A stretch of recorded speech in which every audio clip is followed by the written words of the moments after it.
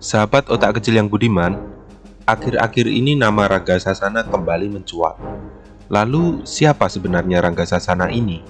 Mari kita bahas. PBB lahir di Bandung. Rangga Sasana menjadi perhatian publik setelah mengaku sebagai Sekretaris Jenderal The Heren 17 Sunda Empire. Saya adalah sekretaris The Heren 17. Benar-benar jabatan yang bombastis. Anda yang bekerja sebagai PNS dan merasa sebagai mantu idaman, Anda harus belajar membumi karena pencapaian Anda tak sebanding dengan Lord Rangga Sasana. Kemunculan Sunda Empire dinilai sebagai kerajaan fiktif oleh pemberitaan media massa. Namun menurut anggota Kekaisaran Sunda Empire, tentu saja bukan kerajaan fiktif. Itu nyata dan kalian harus percaya. Berdasarkan klaim yang disampaikan oleh pihak Sunda Empire adalah kekaisaran matahari yang sudah ada sejak zaman Alexander the Great. Sunda Empire sudah berdiri sejak tahun 324 sebelum Masehi.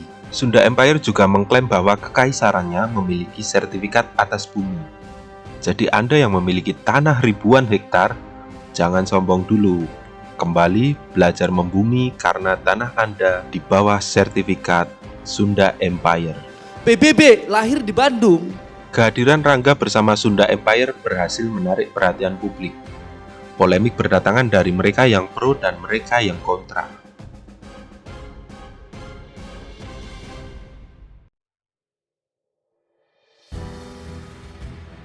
Hingga akhirnya pada Selasa 28 Januari 2021, Rangga Sasana ditetapkan sebagai tersangka atas kasus penyebaran berita bohong terkait Sunda Empire.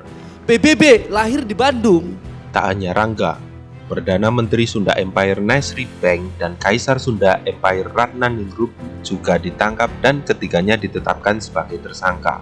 Mereka disangkalkan pasal 14 dan atau 15 Undang-Undang Republik Indonesia tahun 1926 dengan ancaman maksimal 10 tahun penjara. Hilangnya Rangga Sasana karena ditahan sebenarnya membawa kekacauan pada bumi bila kita cocok lagi dengan logika yang tidak masuk logika dan tidak habis fikri. Sebagai bukti nyata adalah virus corona yang melanda di bumi ini. Dan setelah Rangga bebas, vaksin pun ditemukan dan disebarkan. PBB lahir di Bandung. Setelah menjalani hukumi selama setahun lebih, Rangga Sasana pun bebas. Warna yang dibawa Rangga setelah bebas dari penjara pun berbeda. Bila dulu Rangga membawa Sunda Empire, kini Rangga membawa nama baru, Prince Rangga Foundation. Yang saya duga ini merupakan yayasan nirlaba.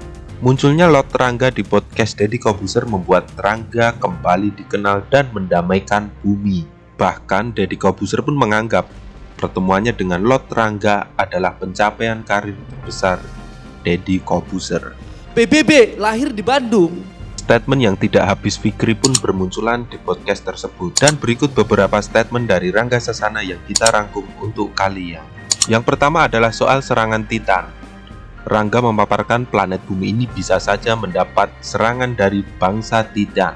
Bangsa Titan sendiri adalah raksasa berwujud manusia di mana ukurannya. Bangsa Titan sendiri adalah raksasa berwujud manusia di mana ukuran tubuhnya melebihi, pokoknya melebihi. Bagi yang tidak mengetahui apa itu Titan, kalian bisa cari di Google terkait Titan. Hal itu entah Titan dalam mitologi Yunani atau Titan dalam wibu-wibu Jepang, atau mungkin Titan sejenis titanium, atau mungkin juga Titan sejenis produk motor dari Suzuki.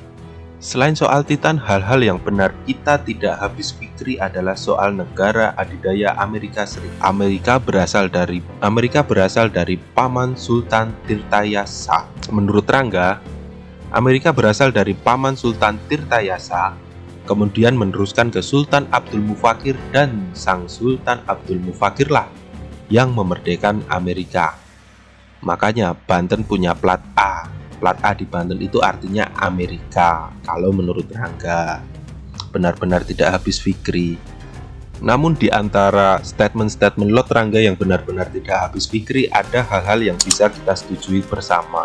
Satu hal yang membuat saya setuju terkait pernyataan Rangga adalah soal poligami.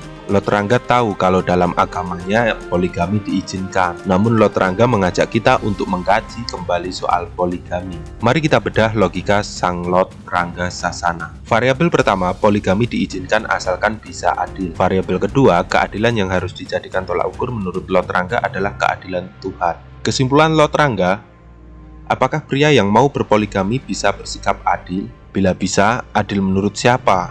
Adil menurut manusia atau adil menurut Tuhan?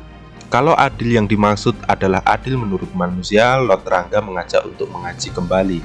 Karena seharusnya tolak ukur adil adalah soal keadilan Tuhan.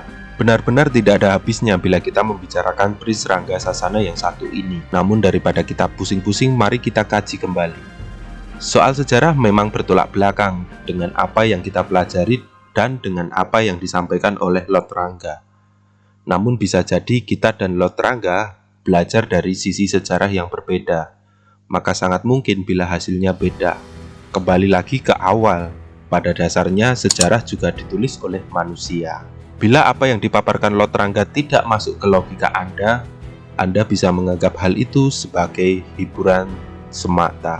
Cukup sekian dan terima kasih.